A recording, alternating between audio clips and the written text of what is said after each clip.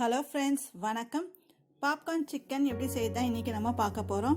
கேஎஃப்சியில் கிடைக்கும். நம்ம வீட்டிலே எப்படி ஈஸியாக செய்யுதுன்னு பார்க்கலாம். 250 கிராம் சிக்கனை எடுத்திருக்கேன். நல்லா கழுவி சுத்தம் பண்ணி வச்சுருக்கேன். ஃபஸ்ட்டு அதை நம்ம ஊற வைக்கணும்.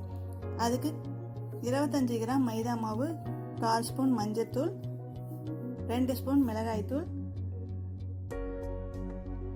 தேவையான அளவு உப்பு,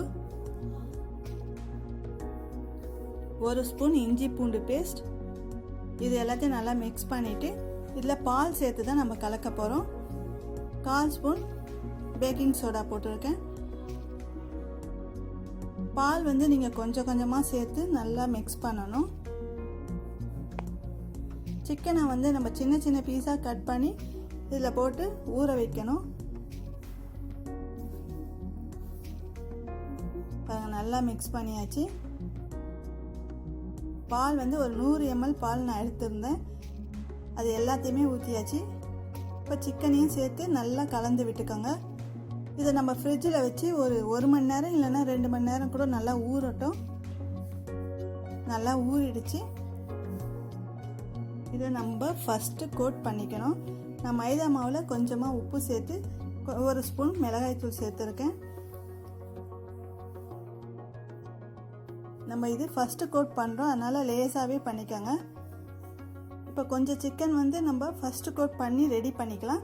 ஏன்னா செகண்ட் கோட் பண்ணணும். ஒரு வாட்டியும் நம்ம பண்ணோன்னா கை ஈரமாகும், மாவு ஒட்டும். அதனால் ஃபஸ்ட்டு கோட் ஃபஸ்ட்டு பண்ணிப்போம்.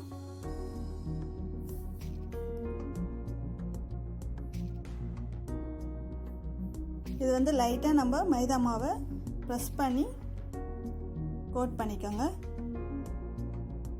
நார்மல் வாட்டரில் நம்ம இது பண்ணக்கூடாது. அதனால் ஃப்ரிட்ஜில் ஐஸ் வாட்டர் வச்சு ரெடி பண்ணி வச்சுக்கோங்க. ஏன்னா செகண்ட் கோட் பண்ணுறதுக்கு நம்மளுக்கு ஐஸ் வாட்டர் தேவை. இப்போ ஃபஸ்ட் கோட் பண்ணியாச்சு. இப்போ இந்த ஐஸ் வாட்டரில் டிப் பண்ணிவிட்டு மைதா மாவில் ஒரு வாட்டி பரட்டி எடுத்துக்கணும். ஐஸ் வாட்டர் நல்லா கூலிங்காக இருக்கணும். நீங்கள் ஐஸ் க்யூப்ஸ் இருந்தால் கூட இதில் போட்டுக்கலாம்.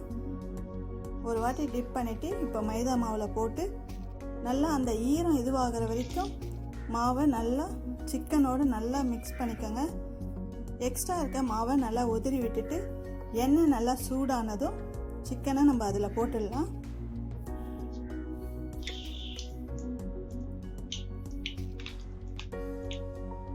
இப்போ நம்ம செகண்ட் கோட் பண்ணி வச்சுருக்க எல்லா சிக்கனுமே எண்ணெயில் போட்டுடுறோம். எண்ணெயில் போட்டுட்டு நீங்கள் மீடியம் ஃப்ளேமில் வச்சுக்கணும். அப்போ தான் உள்ளே இருக்க சிக்கன் நல்லா வெந்து சாஃப்டாக இருக்கும். நீங்கள் எந்த அளவுக்கு ஊற வைக்கிறீங்களோ அந்த அளவுக்கு சிக்கன் நல்லா சாஃப்டாக இருக்கும். இதை சிக்கனை எண்ணெயில் போட்டதுக்கப்புறம் நீங்கள் கலரி விடாதீங்க. ஒரு பக்கம் நல்லா ப்ரௌன் ஆகட்டும். அதுக்கப்புறமா லேசாக ஸ்பூன் வச்சு கலரி விட்டுட்டு அப்புறமா நீங்கள் கரண்டி போட்டு எடுக்கலாம். பாருங்கள், ஒரு பக்கம் நல்லா ப்ரௌன் ஆகிடுச்சு. இப்போ மீடியம் ஃப்ளேம்லேயே வெந்துச்சுன்னா உள்ளே சிக்கனும் நல்லா வெந்திருக்கும். மேலே பார்த்தீங்கன்னா நல்லா கோல்டன் ப்ரௌனில் இருக்கும், கிறிஸ்பியாகவும் இருக்கும். இப்போ ரெடி ஆகிடுச்சு பாப்கார்ன் சிக்கன். வீட்டிலே எப்படி செய்யுதுன்னு ஈஸியாக பார்த்தீங்க. நீங்களும் வீட்டில் ட்ரை பண்ணி பாருங்கள். பிடிச்சிருந்தால் லைக் பண்ணுங்கள், கமெண்ட் பண்ணுங்கள். மறக்காமல் குக் வித் லக்ஷ்மி சேனலுக்கு சப்ஸ்கிரைப் பண்ணுங்கள். தேங்க்யூ.